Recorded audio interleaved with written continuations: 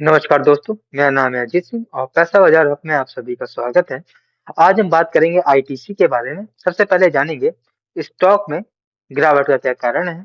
फिर हम consumer behaviour और पास्ट के डेटा को समझेंगे कि जब पहले सिगरेट्स के ऊपर टैरिफ या फिर कहें टैक्स बढ़ा था तो कंज्यूमर का क्या रिएक्शन था, क्या कंपनी के ऊपर थोड़ा इम्पैक्ट आया था। फिर हम बात करेंगे प्रेजेंट में इम्पैक्ट क्या पड़ सकता है आईटीसी के कोर बिजनेस पे।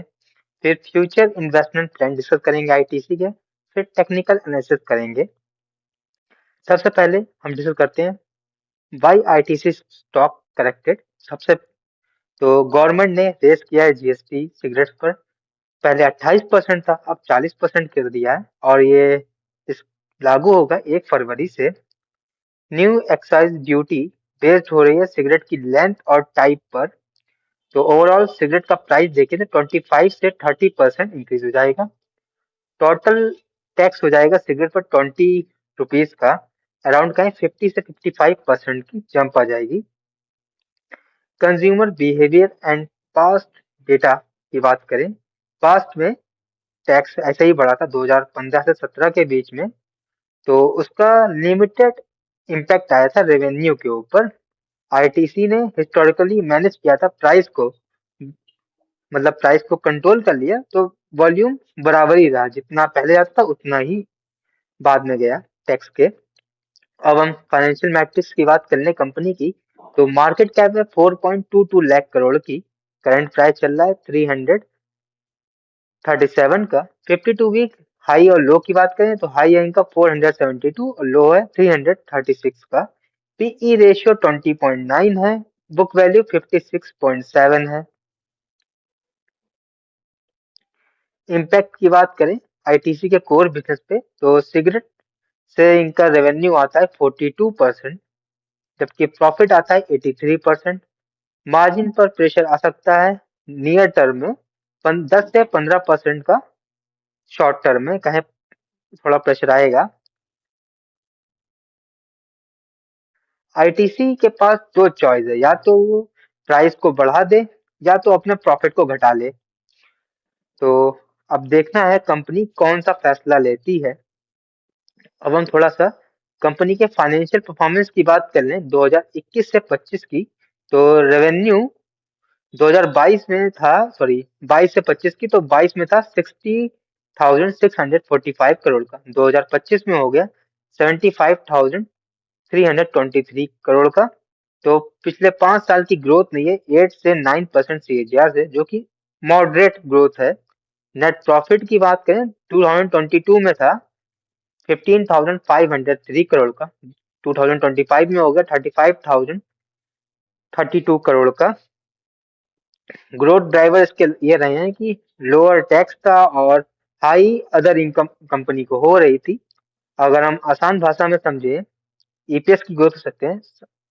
2022 में शेयरधारक कमा रहा था 12.37 रुपीज, वही शेयरधारक 2025 में कमा रहा है 27.77 रुपीज।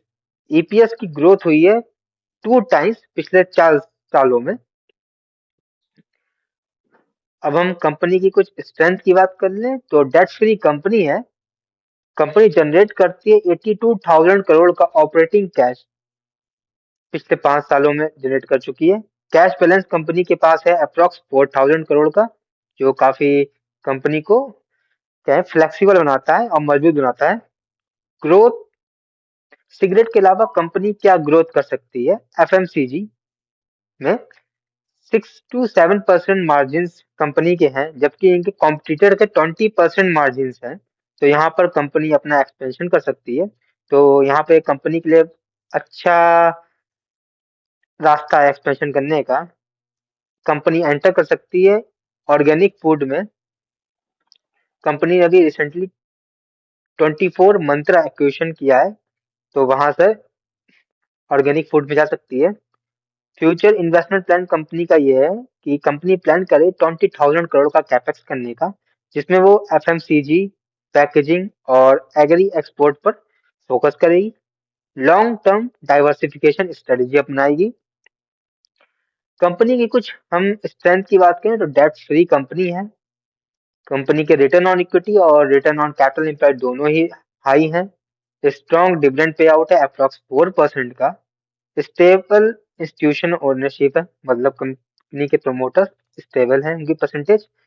कंपनी की वीकनेस की बात करें तो सेल्स ग्रोथ केवल 8.8 टाइम्स है परसेंट है पिछले 5 साल में। हैवी डिपेंडेंसी है कंपनी के फाइनेंशियल में अदर इनकम से 2025 में। लिमिटेड हाई ग्रोथ ट्रिगर्स हैं कोर बिजनेस में। इनका जो कोर बिजनेस सिगरेट का उसमें टैक्स बहुत लग जाते हैं, कभी भी पॉलिसी चेंज हो जाती है तो इनका ग्रोथ थोड़ी लिमिटेड हो जाती है। कुछ टेक्निकल एनालिसिस की बात कर लें, आईटीसी के सपोर्ट लेवल की पहला है 335 का, दूसरा है 333 का, तीसरा है 330 का। और रेजिस्टेंस लेवल की बात करें तो 340 का है, फिर 343 का, 345 का।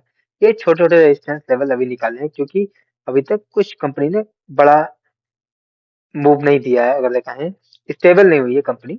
तो ये वीडियो सिर्फ और सिर्फ एजुकेशनल पर्पस के लिए है, कोई भी बाय सेल की रिकमेंडेशन नहीं है। कोई भी निवेश करने से पहले अपने वित्त सलाहकार से बात करें। अगर वीडियो पसंद आया है तो लाइक करें, शेयर करें, सब्सक्राइब करें। अगर आप किसी स्टॉक सेक्टर या फिर म्यूचुअल फंड के बारे में जानना चाहते हैं तो उसका नाम हमें कमेंट सेक्शन में मेंशन करिए, ताकि नेक्स्ट टाइम जब भी हमें मौका मिले तो हम उन टॉपिक्स पर बात कर सके। धन्यवाद।